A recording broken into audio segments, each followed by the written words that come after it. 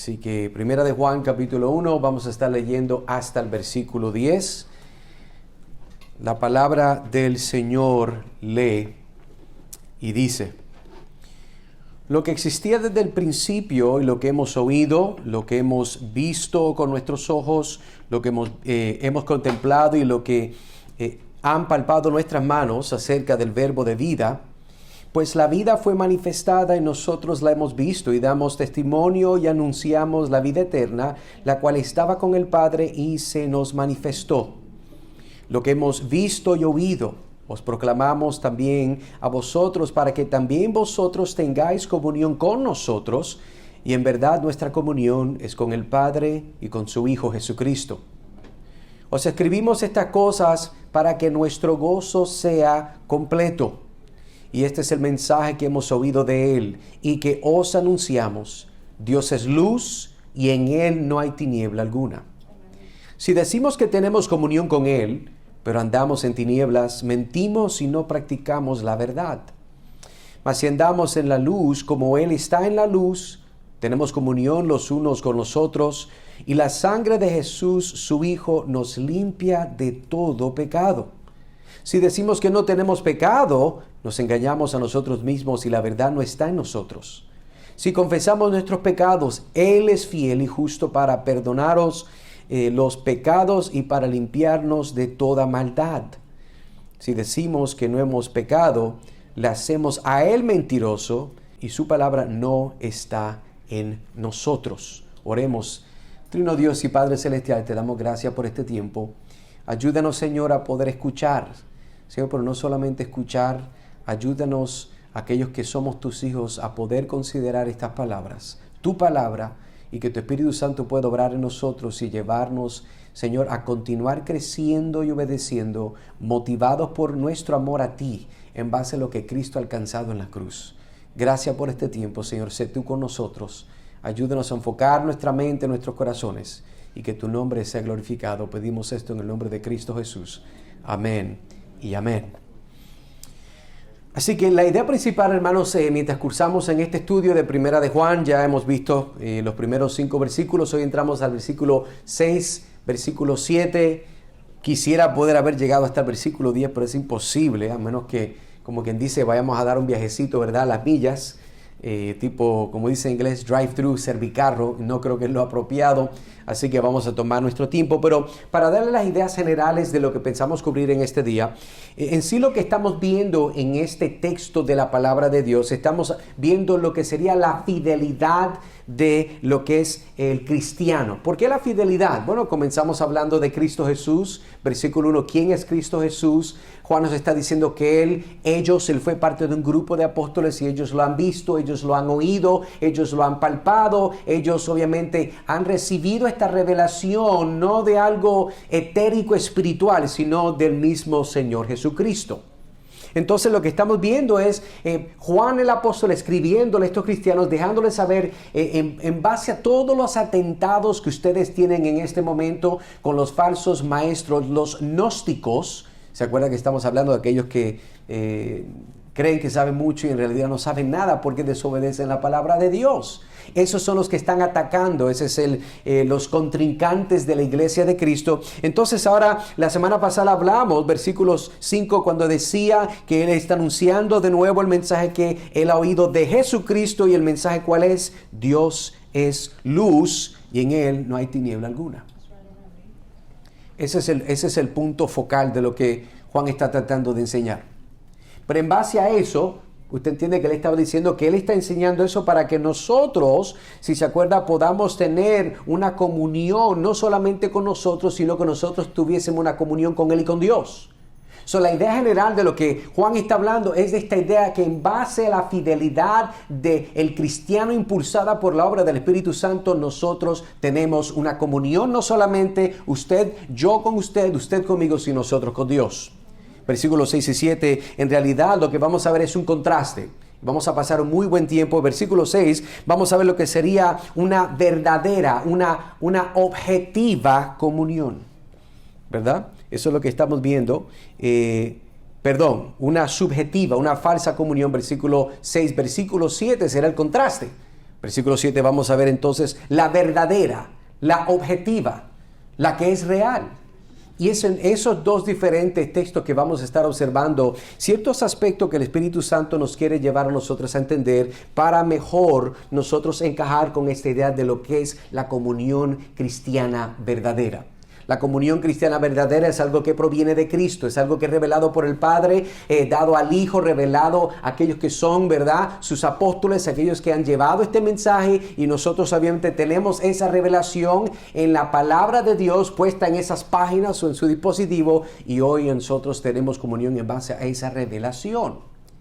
Pero como por introducción quisiera aprovechar para hacer un énfasis en algo que estamos lidiando que tiene mucho que ver con lo que estamos estudiando cuando hablamos de esta idea de lo que es objetivo y lo que es subjetivo.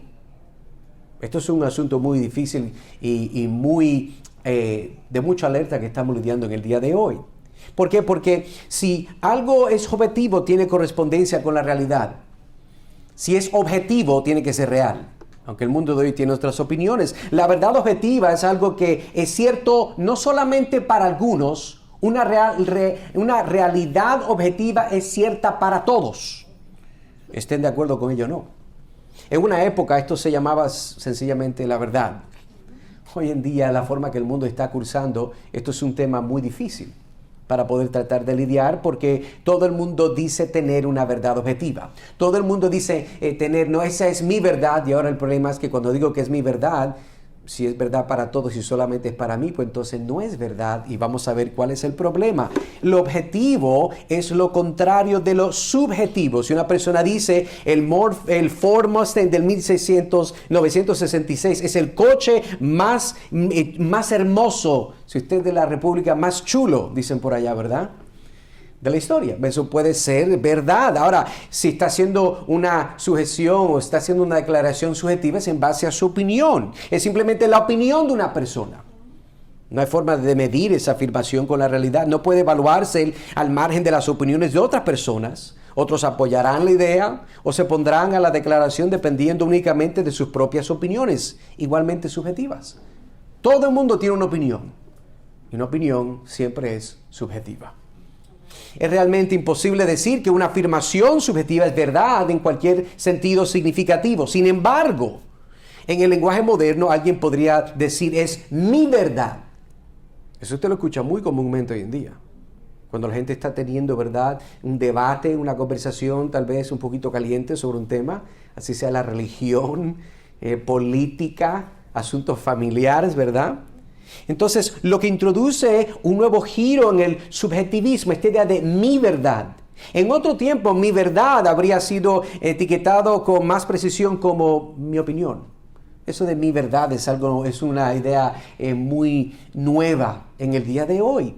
Y una afirmación, como está diciendo, tiene que ser objetiva, y si es objetiva, es real para todos. En los últimos años se ha producido un ataque contra el propio concepto de verdad, la verdad objetiva.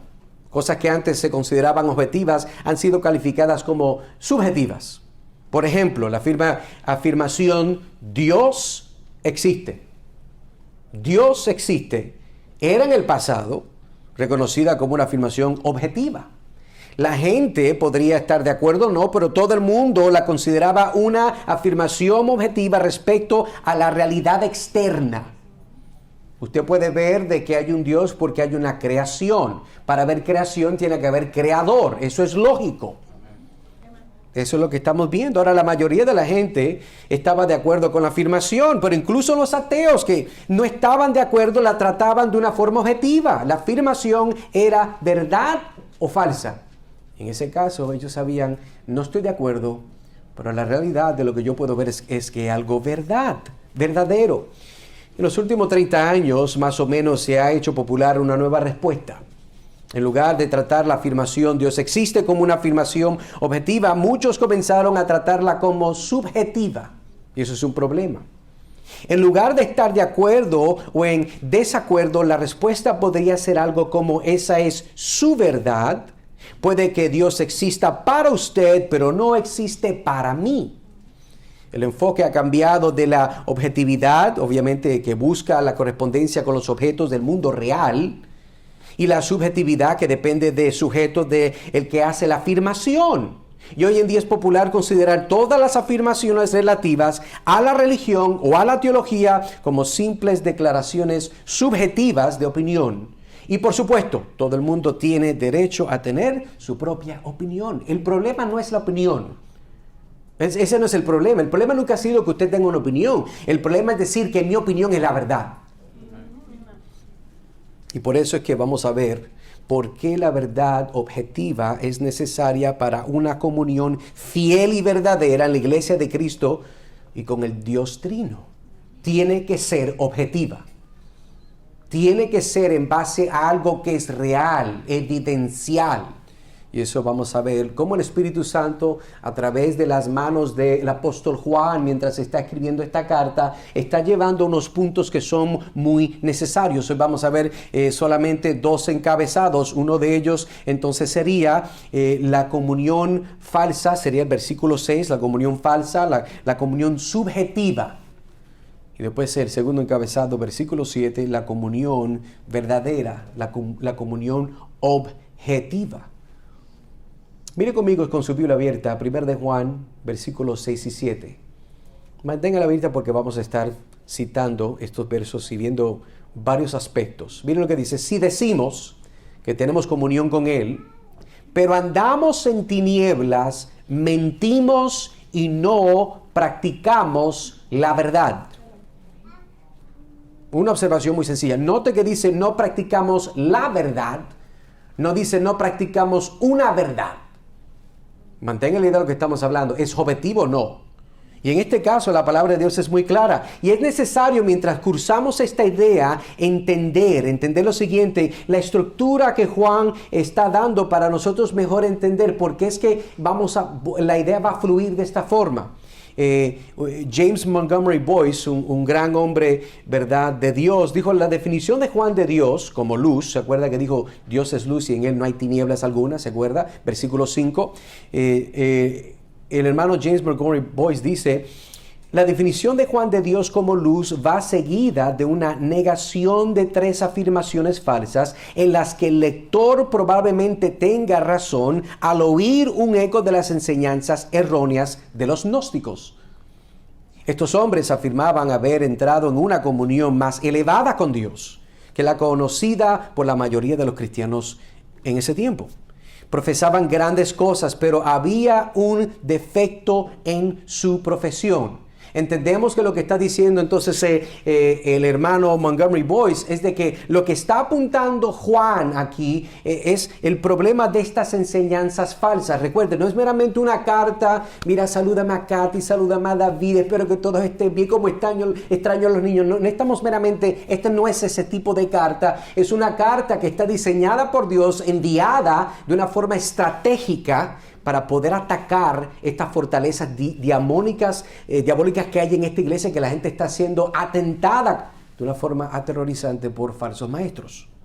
Los gnósticos, si se acuerda, afirmaban conocer a Dios, pero incluso mientras hacían sus afirmaciones, mostraban con sus acciones que no se tomaban en serio el pecado. Aquí está el primer problema que encontramos cuando hablamos de los falsos maestros. Los falsos maestros le van a hablar de todo, le van a hablar de cómo ser un mejor usted, cómo ser un mejor esposo, una mejor madre, un mejor soltero, cómo ser rico, cómo perder peso. No saben qué más inventarse. Pero lo que nunca le van a hablar, porque no les conviene y porque no conocen a Dios, objetivamente, subjetivamente sí, pero objetivamente no, en propiedad no, nunca hablan del pecado. ¿Por qué? Bueno, hablan del pecado porque no conocen a Dios, y de acuerdo a Isaías capítulo 6 dice que Dios es santo, santo, santo. Y cuando nosotros objetivamente conocemos a Dios, no podemos hablar de Dios y no hacer una correlación con su santidad. Así que estos falsos maestros que se oponen siempre están hablando de muchas cosas, pero no tomaban el pecado en serio. Ellos se estaban oponiendo a la naturaleza de Dios, y su religión consistía, desde un punto de vista ético, lo que Dietrich Bonhoeffer decía, una gracia fácil. Es una gracia que de verdad no tiene mucho valor. Es una gracia que usted la puede comprar al por mayor, de los chinitos, por Amazon, en el pulguero. Eso es lo que está, en otras palabras, estos gnósticos lo que estaban etiquetando, como quien dice, como si estuvieran vendiendo un producto, gracia fácil, ¿verdad? En las cajas, mientras ellos estaban compartiendo su mensaje, que supuestamente era uno de Dios, era uno que no es de Dios, era una imitación barata y era uno de una gracia fácil, una gracia barata. Reclamaban estos falsos maestros la comunión con Dios, pero la comunión no era el valor.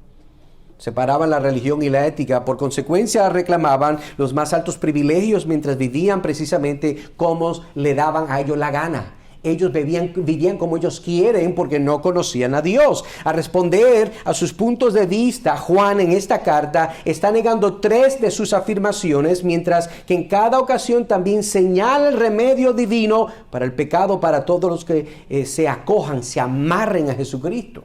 Eso es lo que Juan está diciendo y lo que vamos a ver. El esquema de esta sección se destaca con una triple repetición que hace Juan de la frase si decimos. Eso lo va a escuchar 3 veces mientras continuamos estudiando. Si decimos, versículo 6, versículo 8, versículo 10. En cada caso introduce una de las falsas afirmaciones. Por ejemplo, si tiene su Biblia abierta todavía, por favor no la cierre porque Dios está hablando y es a través de su palabra. Y quiero que me siga. Primera de Juan, capítulo 1, versículo 6. Mire lo que dice ahí, la primera de esta triple repetición. Si decimos que tenemos comunión con Él, pero andamos en tinieblas, mentimos y no practicamos la verdad. Esa es la primera. La segunda, versículo 8, mira lo que dice. Si decimos que no tenemos pecado, nos engañamos a nosotros mismos y la verdad no está en nosotros. La segunda repetición. Tercera, versículo 10. Si decimos que no hemos pecado, le hacemos a Él mentiroso y su palabra no está en nosotros. No está en nosotros. Y no está en nosotros, porque ¿cuál es lo que está diciendo ahí Juan? Mira lo que dice, le hacemos a Él, Dios. Eso es una falta de respeto. Eso es un atentado en contra del soberano del universo. Pero por eso es que Juan está hablándole directamente a ellos. Así que esto le sigue la negación de la enseñanza por parte de Juan cuando decimos mentimos, nos engañamos, lo hacemos pasar por mentiroso cuando nosotros decimos estas cosas y nuestra profesión no se alinea con nuestra devoción o forma de vivir. Y finalmente, una afirmación correcta, lo que presenta Juan. Esta introducción es necesaria para mejor entender la estructura de lo que Dios nos está hablando en estos próximos versículos de Primera de Juan. Así que todavía estamos en el versículo 6, la comunión falsa subjetiva. Ese es el primer encabezado. Y continuamos aquí viendo que la falsa comunión es el resultado de los que hacen una falsa profesión. La falsa comunión es el resultado de aquellos que hacen una falsa profesión. ¿De qué está hablando, hermano Edgar? Una falsa profesión, explíqueme. Con mucho gusto. La falsa profesión es una persona que dice lo que está diciendo aquí Juan. La persona que dice, sí, yo, cristiano, claro que yo soy cristiano. Muchacho, yo desde que nací soy cristiano. Yo desde que estaba en el vientre de mi madre yo soy cristiano. Increíble. Es familiar de Juan el Bautista, ¿será? Porque imagínense. ¿Me entiendo lo que estoy diciendo? Una persona que dice, yo conozco a Dios, tengo comunión con Dios.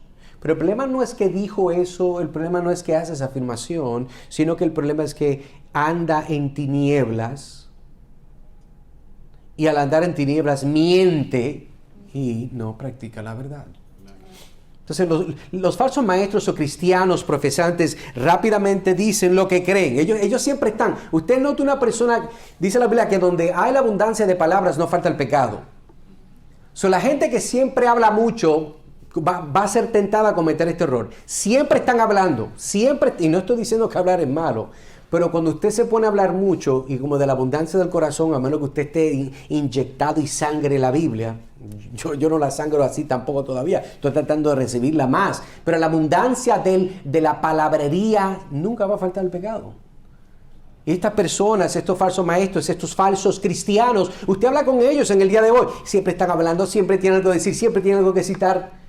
Pero el problema no es ese, el problema es que cuando usted está teniendo esa vida cercana con ellos, la forma que ellos viven no concuerda con lo mucho que dicen.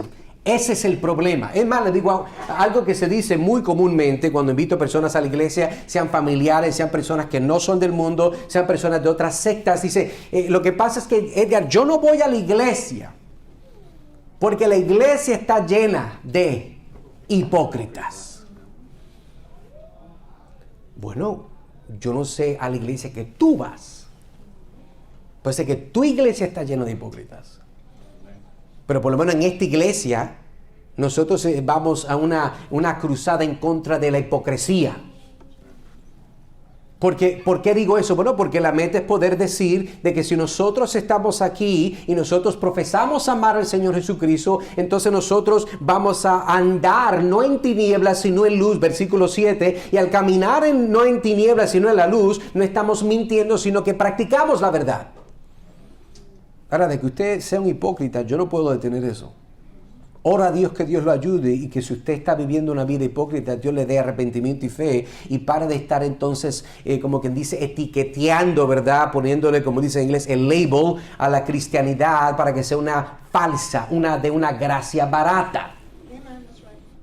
Hágase el favor. Examínese.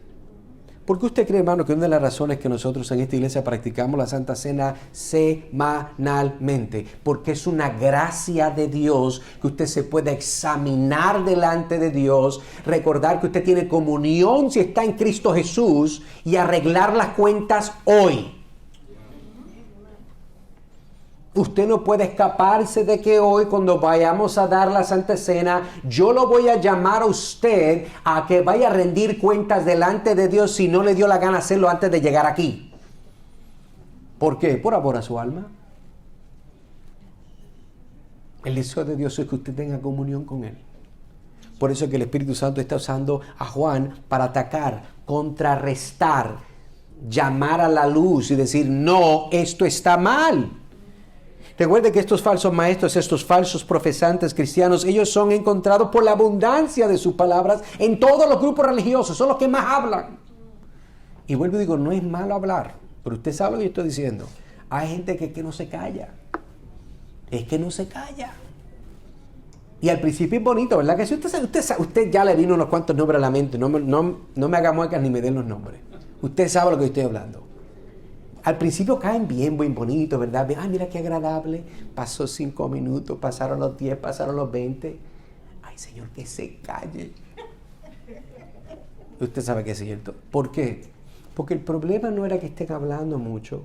Es que llega un punto que en el hablar mucho se comienza a manifestar un orgullo y altanería. Y en ese momento nos damos cuenta que el mayor fruto que esa persona no está demostrando tener es humildad o dominio propio, porque no se calla. Entendemos entonces que aquellas personas que dicen tenemos comunión con Él, ¿quién es Él? Ese pronombre Dios, Jesucristo.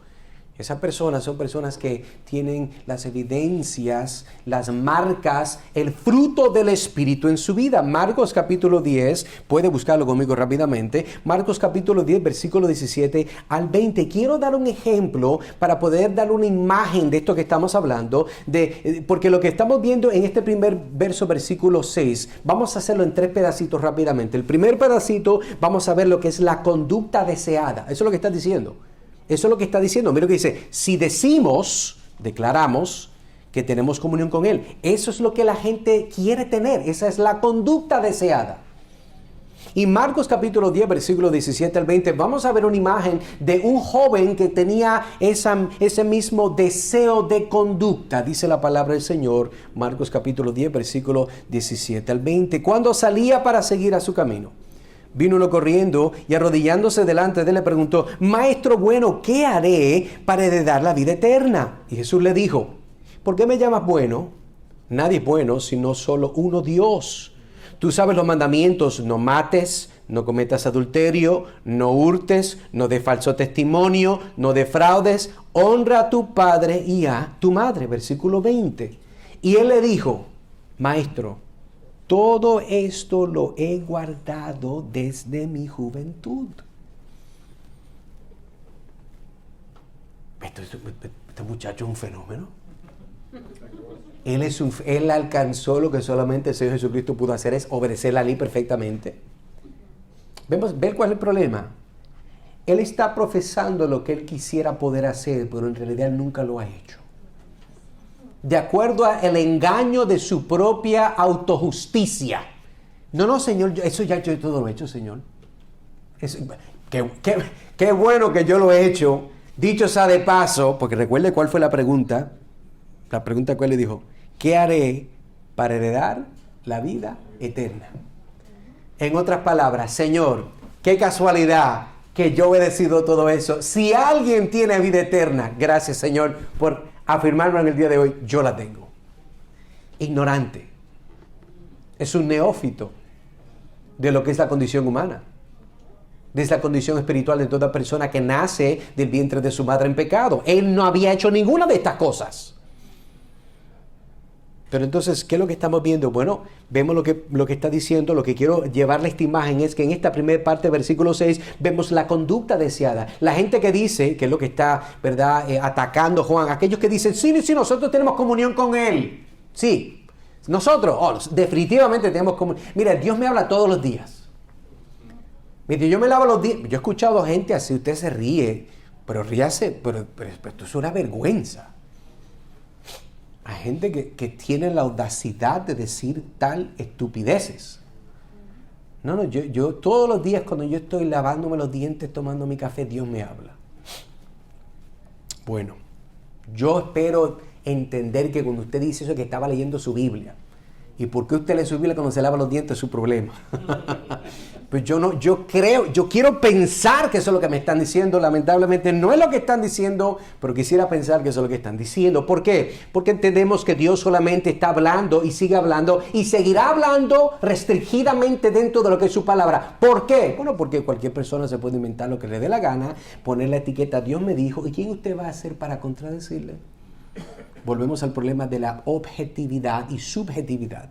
Si es objetivo, es siempre cierto, es normal, es probado, es evidenciado por el tiempo. Pero lo que es subjetivo, una forma de verificarlo. Entonces vemos este escenario, este marco con este joven que dice, no, maestros, Jesús, Rabí, todo lo he guardado desde mi juventud. Vemos entonces el aspecto de esa conducta deseada, la primera parte del versículo 6. Ahora entonces la segunda parte del versículo 6, llamemos la conducta contrastada. Esa conducta contrastada, vemos aquí que dice, pero andamos en tinieblas. Interesante. En otras palabras, mire cómo Juan dice, él usa esta forma muy interesante. Dice, si decimos, note que él no dice, si ustedes dicen. ¿Por qué? ¿Por qué es que él era tan humilde? Bueno, él sí era humilde, pero lo que está diciendo es que será posible que una persona esté en Cristo, haga una profesión de este tipo, de esta categoría, mas sin embargo me esté andando en tinieblas. ¿Es posible? Es posible. Y lo que le está diciendo no solamente a los falsos maestros que sabe que están en tinieblas, esa gente son hijos del diablo, pero también está hablando de aquellos cristianos que están en el cuerpo de Cristo. Si tú, amigo y hermano, dices que tienes comunión con Dios, pero andas en tinieblas, estás mintiendo. Y si yo hago lo mismo que tú estás haciendo, mentimos los dos también. Y no practicamos la verdad. Veamos entonces la conducta contrastada, que es lo que estamos viendo aquí. El contraste, Juan está diciendo, pero andamos en tinieblas. Ese es el contraste. Si decimos que tenemos comunión, pero andamos de otra forma, ese es el contraste. Estas personas están engañadas, que no se han dado cuenta de lo que hacen, está completamente opuesto a lo que ellos dicen, son hipócritas. Ahí está el contraste, por eso es que a la gente le molesta la idea de decir, sigue a Jesús, sígueme a mí mientras yo sigo a Jesús. Pero es que nadie te quiere seguir a ti. No eres digno de nada respetable. Pero dices que eres un hombre de Dios, dices que eres una mujer de Dios. El problema es que tus acciones están contrarrestando tus palabras. En la corte de tu vida, los testigos más fuertes que están sentados son tus acciones, acusando las mentiras de tus palabras. Estas mismas personas andan en pecado porque la luz del Evangelio no les ha alumbrado la mente y el corazón. Por eso es que están engañados y piensan que están bien. Mira, la palabra andar, mira lo que dice ahí. Pero, hablando del contraste, pero andamos, ¿verdad? Esa palabra andar presenta la idea de vivir o comportarse de una forma. En otras palabras, dice, si nosotros nos comportamos, si nosotros vivimos en oscuridad, mentimos. ¿Por qué? Porque ya habíamos dicho en versículo 5 de que Dios es luz y en Él no hay oscuridad, no hay tinieblas. Es imposible que digas que tú eres de Dios y tú tienes comunión con Dios, pero tu vida muestra de que no hay luz, no hay Dios. Marcos capítulo, vamos a Marcos 10, vuelve de nuevo ahí a la historia del joven rico.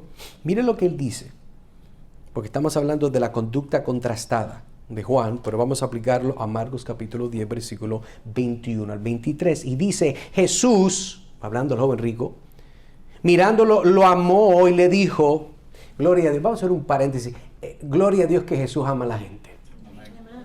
Lo suficiente para decirle algo. Mire, cuando Jesús le dice algo a alguien es porque lo ama, no porque le desea mal. Y Jesús ahora va a amar a este joven diciéndole algo que tiene que decírselo.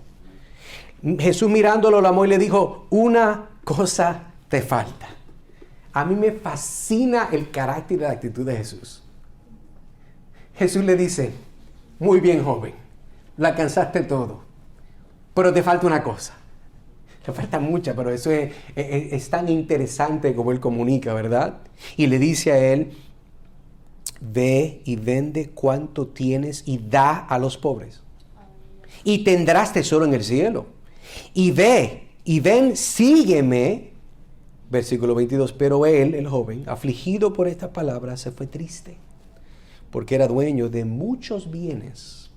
Jesús, mirando en derredor, dijo a sus discípulos, qué difícil será para los que tienen riquezas entrar en el reino de Dios. ¿Sabe por qué es difícil?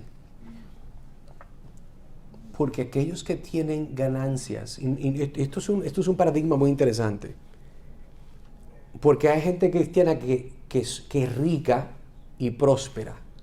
¿Y por qué ellos no tienen ese problema? Bueno, porque ellos andan en la luz. Porque el Dios de ellos no son sus ganancias ni su pensión, no es el Roth IRA, ¿verdad? No son las monedas de oro, las diferentes propiedades que tienen en varias partes del mundo. Ellos no adoran a esas cosas con ellos adoran a Dios. Es diferente. Pero note que el contraste que estoy mostrándole aquí, que el joven entonces hay un contraste. Oh, no, sí, yo he hecho todo eso, Jesús. De verdad, te voy a dar una más.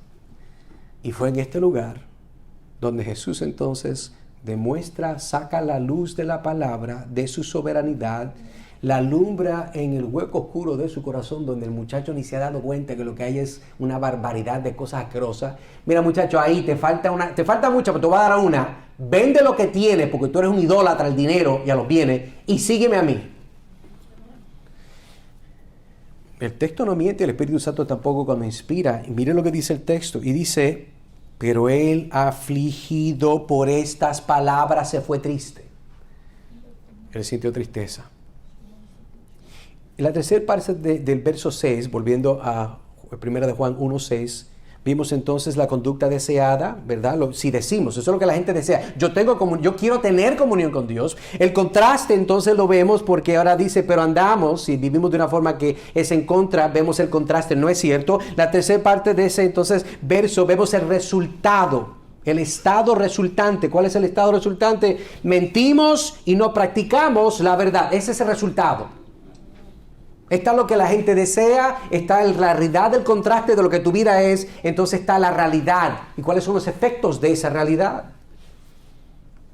Y en el estado resultante, versículo 6, en vez de vivir una vida la cual glorifica a Dios, viven vidas que niegan la santidad de Dios y su evangelio. Este es el problema. Este es el problema. Yo hablo con muchas personas y el problema, bueno, muchos tienen diferentes problemas, pero el que más me sale es, yo no voy a ir a la iglesia. Número uno, yo sé por qué, porque eres terco, rebelde y no te has arrepentido. En tu naturaleza sé eso. Pero hay otros impedimentos. Y para muchos, ¿qué es? La hipocresía, el pecado de la gente, la falta de honestidad, la transparencia. Yo no estoy diciendo que una es mayor que la otra. Yo creo que las dos son reales. Las dos no son justificaciones delante de Dios en el día del juicio. Dios no ve, ¿cuál es tu razón, hijo? Ay, sí, muchachos, vamos a darle un break porque es que la gente era bien mala en esa iglesia. Eso no va a pasar. Eso no va a pasar. Porque el asunto que usted tiene no es un asunto de con una iglesia o iglesias. El asunto que usted tiene es con el que es la cabeza de la iglesia. De que esa iglesia era falsa, eso es problema de ellos. Y era problema suyo de no tener suficiente discernimiento para saber y echarle la culpa a un grupo de personas que no conocen a Dios. Para usted lavarse las manos como Pilato y decir, yo no voy a seguir a Dios. Perdóneme, usted está mal. Y a usted el Señor lo llama con amor de la misma forma que le habló a este joven y lo confronta usted hoy con su forma de pensar y vivir. Esta es una palabra muy relevante para el día de hoy. Pero continuamos. Estas también, el resultado que estamos viendo, estas son las personas que se cuelan en las iglesias, dirigen cultos, leen la Biblia y muchos hasta predican los sermones. Sí, aquellos que no conocen a Dios dicen que quieren conocer a Dios. El contraste de su Biblia, de su vida muestra que no conocen a Dios, pero estas son las mismas personas que se están metiendo en las iglesias. Pablo lo decía, Pedro lo decía. Ellos se introducen, ¿verdad? Así escondido. Sí, como si fueran ninjas del diablo. Nadie los ve, pero están ahí. Estas personas son los que causan traer esta imagen a la iglesia de Cristo que no es la iglesia de Cristo.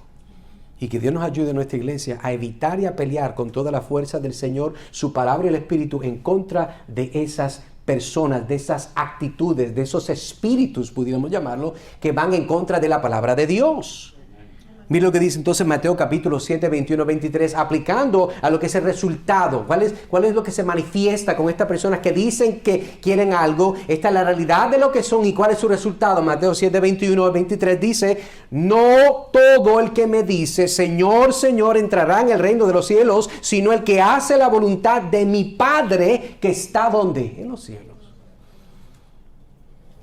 Mira, a Dios no le importa lo que usted dice con su boca. A Dios le interesa lo que usted hace, que es el resultado de su corazón. Miren lo que dice aquí, versículo 22, Mateo capítulo 7. Muchos me dirán en aquel día, Señor, Señor, no profetizamos en tu nombre. Esa palabra no es una necesariamente con así te dice el Señor, te leo las cartas del tarot evangélico, ¿verdad? No. Dice, profetizar en el lenguaje usualmente cuando se está usando, sí había un momento donde hombres y mujeres de Dios profetizaron, pero el uso normativo del Nuevo Testamento, profetizar es hablar delante de.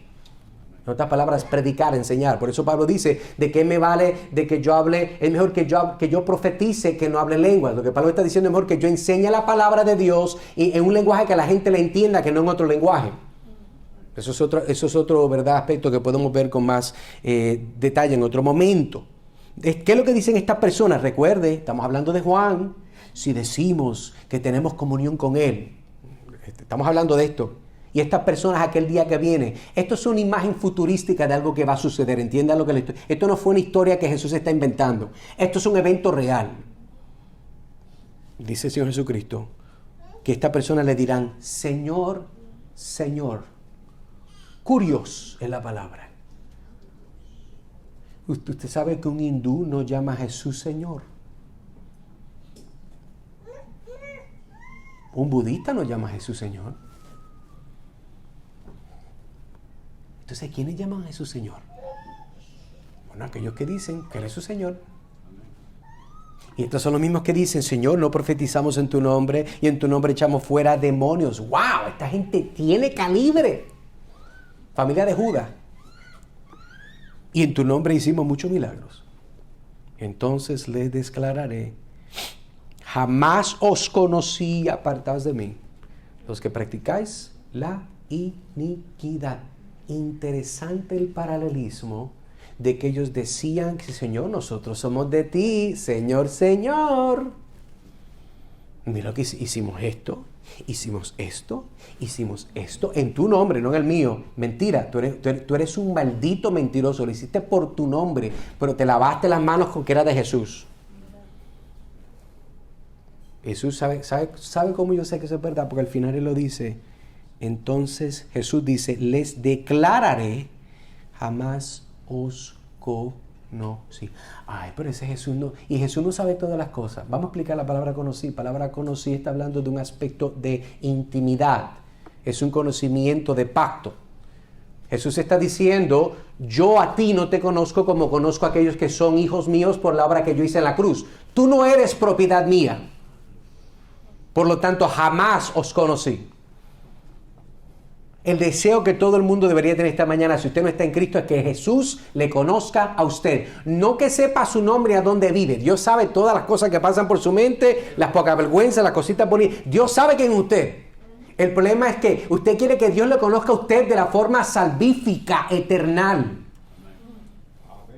Ese es el deseo. Por eso Él dice, jamás os conocí. Note algo, Él hubiera dicho, yo no los conozco. Él es una palabra de intensidad. Jamás. Si hubiera podido existir, no, tampoco. Jamás os conocí.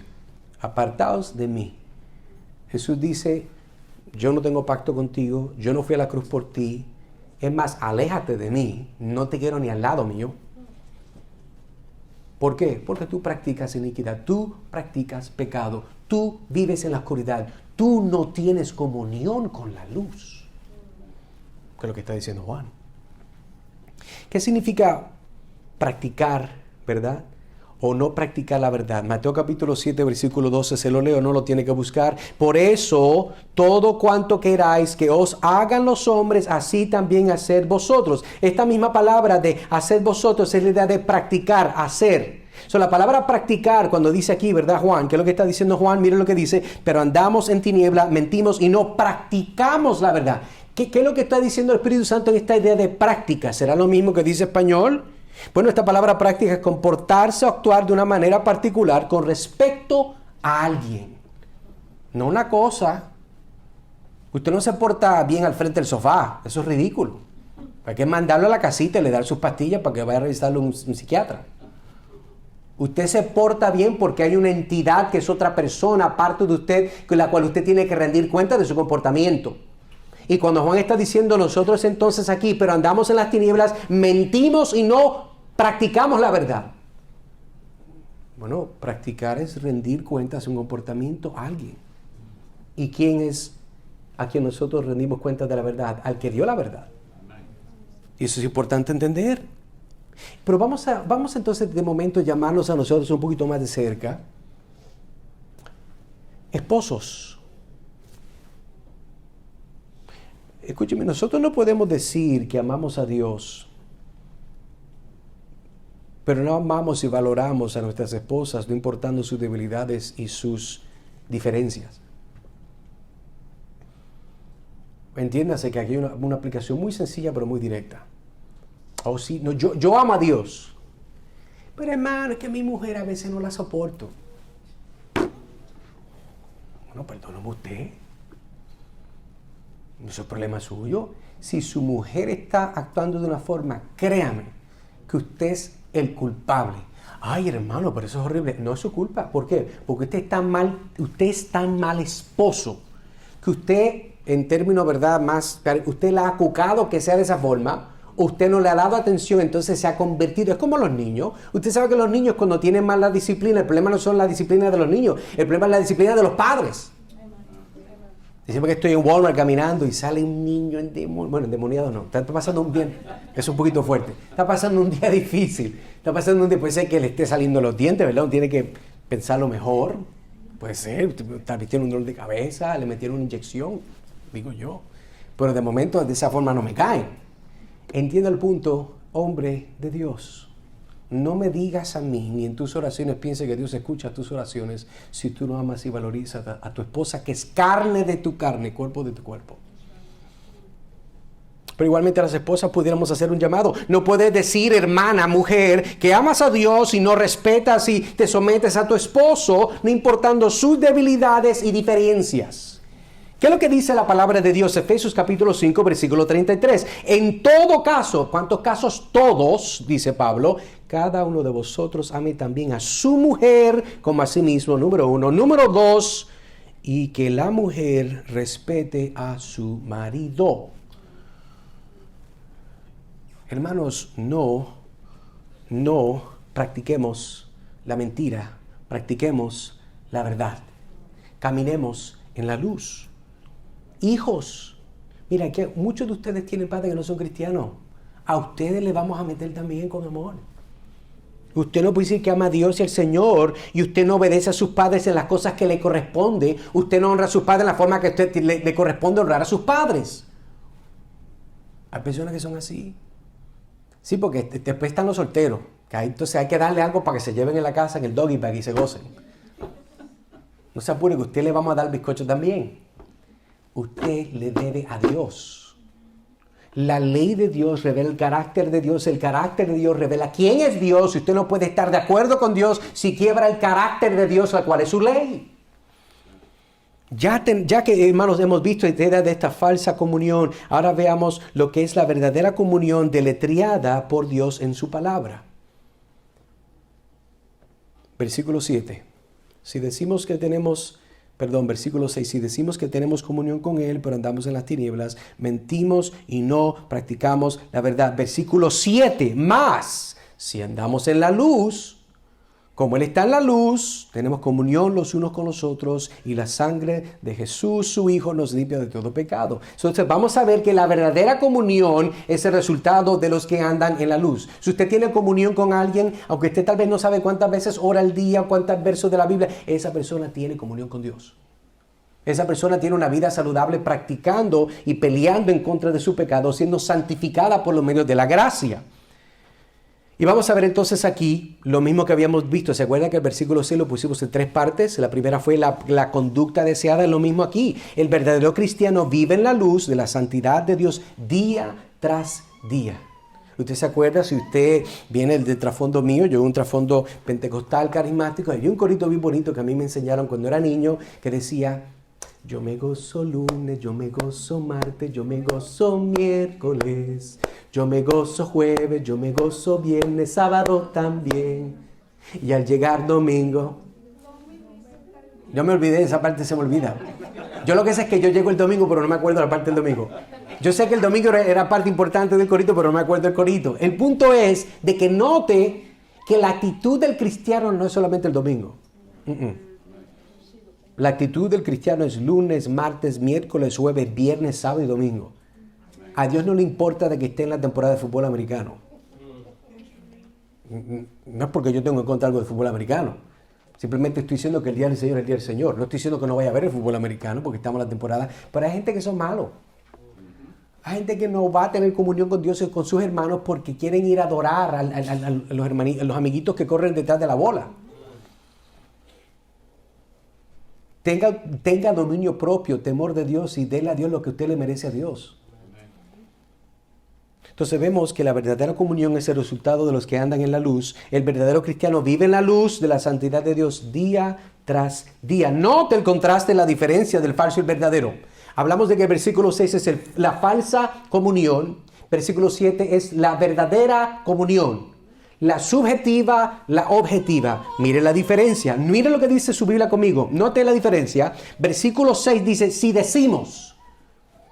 El que es falso solamente llega hasta acá, con la boca. Pero es que es verdadero. Mire versículo 7. Mas si andamos en la luz. El asunto aquí no es de hablar mucho. El asunto es de vivir de acuerdo a la palabra de Dios. Hay un contraste muy claro. Mire Isaías capítulo 2, hablando de esta idea, ¿verdad? De la luz, de andar en la luz. Esto no es una idea nueva que la palabra de Dios nos presenta, el andar de la luz. No, aún en el Antiguo Testamento, Isaías capítulo 2, versículo 5 dice: casa de Jacob, venid y caminemos a la luz del Señor. Proverbios capítulo 6, versículo 23, porque el mandamiento es lámpara y la enseñanza luz y camino de vida las reprensiones de la instrucción. Salmo 119, versículo 105, cubriéndote de luz como un manto, extendiendo los cielos como una cortina. Salmo 104, versículo 2, cubriéndote de luz como un manto, extendiéndose los cielos como una cortina. Juan 8:12, Jesús les habló otra vez diciendo, yo soy la luz del mundo. El que me sigue no andará en tinieblas, sino que tendrá la luz de la vida. ¿Deseas tú, amigo, estar en la luz? Oh, no, hermano, yo estoy en la luz. De verdad. ¿Por qué sigues atado y eres esclavo de tus pecados? Tú no puedes estar en la luz y seguir esclavo de tus pecados. O eres esclavo de justicia de Cristo Jesús, o eres esclavo de tus pecados y del diablo y este mundo. Esa es la pregunta. O eres como el que, versículo 6, solamente hablas que andas con Jesús. Es que eso es muy popular, todo el mundo, ¿verdad? Por ejemplo, en el mundo que nosotros vivimos de las redes sociales, todo el mundo pone lo que quiere y le conviene en las redes sociales. Usted nunca verá a alguien molesto, deprimido, ¿verdad? Entre comillas, hablándole mal a alguien. Nadie toma esa foto. Qué raro que nadie esa foto las toma. Cuando la esposa que no es cristiana se agita con el marido, coge el sartén caliente y se lo va a reventar. Nadie toma esa foto. Uno, porque la mandan presa. Dos, porque no le conviene a la autoestima social. Todo el mundo se ocupa de que todo el mundo vea lo mejor de ti. Y la gente ha creído esa mentira a tal punto que solamente hablan y viven al frente de otros lo que creen que Dios quiere de ti. A Dios no le interesa lo que tú le quieres vender. Dios sabe quién tú eres. Y quién tú eres es quién tú eres cuando nadie está contigo en tu pensamiento, en tus palabras, en tus acciones. Entonces la motivación para nosotros que estamos en Cristo Jesús es recordar que Dios nos ha llamado a ser lumbreras en un mundo oscuro de pecado y de toda maldad. Que Dios nos ayude, hermanos y hermanas, por el poder de su Espíritu, a siempre andar de tal forma que otros puedan ver a Cristo, nuestro Señor y Salvador, por medio de nosotros. Mire, yo no puedo cambiar esa idea de que nadie va a la iglesia o la gente no va a la iglesia porque son hipócritas. Yo no puedo cambiar eso. Pero puedo tal vez, ¿verdad? Como servidor del Señor en esta iglesia, ayudarle a evitar que usted caiga preso y sea parte de ese grupo de personas. Que si no se arrepienten, el Señor les dirá, nunca os conocí. Versículo 7, continuamos. Mas si andamos en la luz, como Él está en la luz, tenemos comunión los unos con los otros, y la sangre de Jesús, su Hijo, nos limpia de todo pecado. La verdadera comunión, ya lo dije y lo digo de nuevo, es el resultado de los que andan en la luz, como Él, Jesús, está en la luz. Vemos entonces la primera parte de lo que la gente desea. Entonces vamos a ver el correspondiente caminar, versículo 7, la parte B. Note que dice, coma, mas si andamos en la luz, coma, como Él está en la luz. Ese es el correspondiente nuestro. El contraste de verso 6, caminar en la luz, es caminar en santidad. El versículo 6 no camina en la luz, no camina en la santidad, camina en la oscuridad. Pero el versículo 7, el que camina, camina en la luz. Esto es equitativo a hacer una profesión de conocer quién es Dios. Si yo camino en la luz, yo no tengo que estar diciendo a la gente, mira, yo conozco a Jesús, yo conozco a Jesús. Bueno, dígale a la gente que conoce a Jesús, no estoy diciendo que no lo diga, porque usted no tiene que estar haciendo eso porque su testimonio es evidencia que usted conoce a Dios. Usted no paga mal por mal. Y no es porque no le llega la tentación de hacerlo. Es porque usted entiende que está en la luz. Y si estamos en la luz, practicamos la verdad.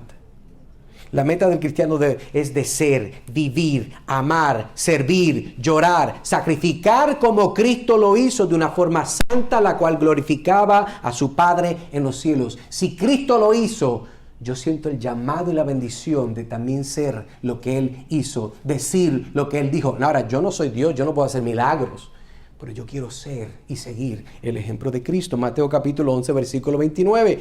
Mire lo que dice Jesús. Tomad mi yugo sobre vosotros y aprended de mí, que soy manso y humilde de corazón, y hallaréis descanso para vuestras almas. Juan 13, 15. Porque os he dado ejemplo. Lo que está diciendo Jesús. Porque os he dado ejemplo para que como yo os he hecho, vosotros también hagáis. Como Él está en la luz, es el ejemplo. Usted sigue ese ejemplo.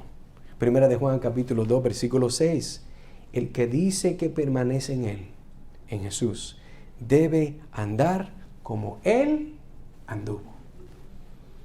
Así que el que le quiera vender gato por liebre, no se deje coger de lo que no es. Es mentira. Charles Spurgeon, ¿verdad?, el príncipe de los predicadores, dijo: lo primero de un cristiano es la iniciación. La iniciación en Cristo. Lo siguiente es la imitación de Cristo. No podemos ser cristianos, o a menos que estemos en Cristo, y no estamos verdaderamente en Cristo, a menos que en Él vivamos y nos movamos y tengamos nuestro ser. Y la vida de Cristo sea vivida de nuevo por nosotros según nuestra medida. Entonces, amigo, amiga, ¿estás en la luz de Cristo? ¿Estás en la luz o no estás? Profesas un amor profundo, elocuente hacia Cristo, pero aún no posees el amor de Cristo, no posees arrepentimiento y fe, no posees el Espíritu Santo para ayudarte a vivir una vida en contra de tu maldito pecado. Porque es bonito los días de los domingos y los grupos de estudio, que todo el mundo se ve lindo. Bueno, digo yo pienso en lo mejor de la gente. Pero sabrá Dios si usted detrás de las cámaras, ¿verdad?, de lo que usted no pone en las redes sociales, detrás de lo que su esposo y esposa tampoco sabe, pues está lo que pasa acá adentro, que solamente Dios lo ve. Note que dije Dios lo ve, por si acaso pensaba que nadie lo veía. Dios lo ve. Amigo, el Cristo que está en la luz es el mismo que está a la mano derecha del Padre y te llama hoy para que te arrepientas de tus pecados y entregues totalmente al servicio de Él. Eso es lo que Él te manda hoy. No te sugiere. Yo no vine a hablarte una sugerencia. Yo vine a hablarte con una autoridad mayor que una carta del IRS, a decirte que tú le debes a Cristo todo. ¿Y sabes el problema? Que tú no puedes pagarle a lo que le debes. Y lo que le debes, la única forma de verdad justa de pagarlo es en el infierno. Pero un Dios que grande misericordia, lento para ira, manda a su Hijo para pagar tu penalidad en la cruz. Él no se lo merecía. Tú sí, yo sí. Totalmente no merecemos el juicio de Dios en el infierno sin diluirlo. Cristo no. Y a ese el Padre manda para que tu cuenta pueda ser totalmente pagada.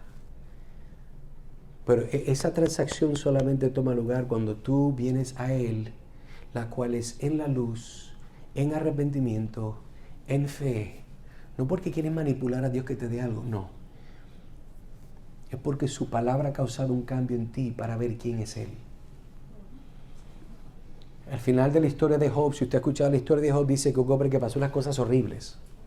Perdió su familia, negocio, animales. Lo último que tiene una mujer que lo está mandando a maldecirse. Eso es horrible. Una mujer que le manda a maldecir. Eso es horrible.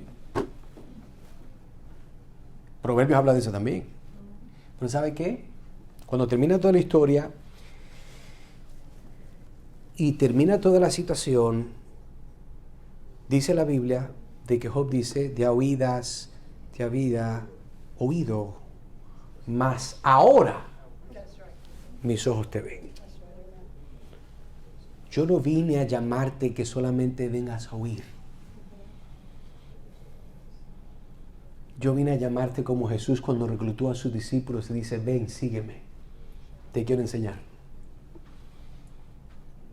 Lo que Job está diciendo es: ven para que veas a Jesús.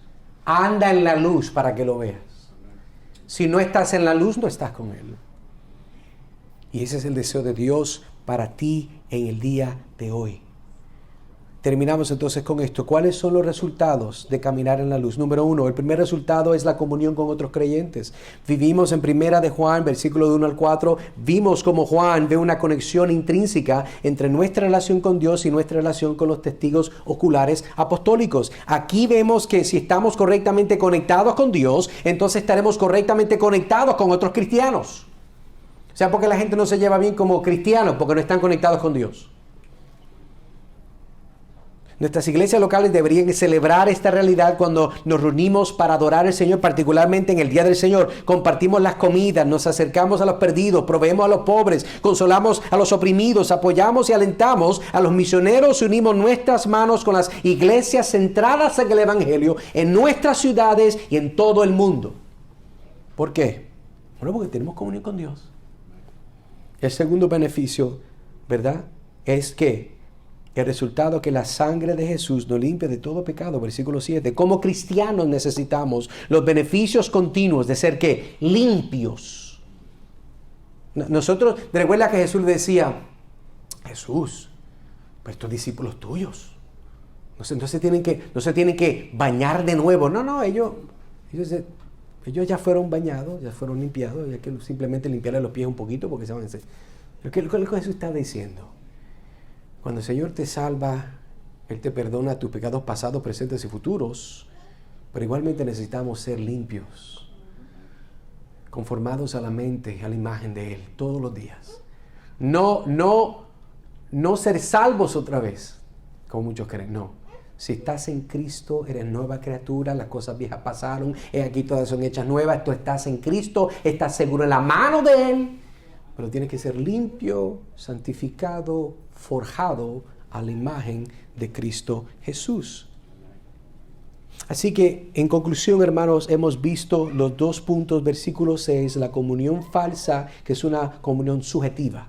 Esa es la que todo el mundo cree que tiene. Pero la comunión que Dios nos llama a ti y a mí a tener es la que vemos en el versículo 7, que es una comunión verdadera. Es una comunión que es objetiva, la cual es dada por Dios, presentada por el Evangelio, empoderada por el Espíritu Santo y preservada por Dios mismo hasta nuestro día final. Que Dios nos ayude a nosotros, hermanos, a vivir ese tipo de vida, que es una vida de mucho gozo, de muchas tribulaciones. Pero créanme que el gozo bíblico no es estar sonriendo con una sonrisa colgate todos los días. Eso no es. El gozo es algo que nadie se lo puede robar. Y ese gozo es la seguridad de que Él es mío, yo soy de Él, y nadie me lo va a quitar. El cielo y la tierra pasará, mas su palabra no pasará. Y si Él lo dijo en su palabra y el efecto de su evangelio me ha afectado, nadie, ni el infierno, ni el diablo puede cambiar eso. Eso lo puede llevar al banco, porque eso es objetivo, eso es real. Oremos. Trino Dios y Padre Celestial, te damos gracias, Señor, por la oportunidad que tenemos de poder estar aquí hoy, Señor, y ver en estos versos, Señor, de que la idea no es decir que tenemos comunión contigo, sino es que tú quieres que andemos contigo, Señor. Tú quieres que nosotros practiquemos la verdad. Señor, tú quieres que nosotros no estemos hablando de lo que somos, sino demostrando en humildad lo que nosotros en realidad somos por el poder de tu Espíritu, Señor, guiándonos por tu palabra. Gracias porque tenemos comunión los unos con los otros, y gracias porque la sangre de Jesús, tu Hijo, nos ha limpiado de todo pecado. Gracias, Señor. Pedimos esto en el nombre de Cristo Jesús. Amén y amén.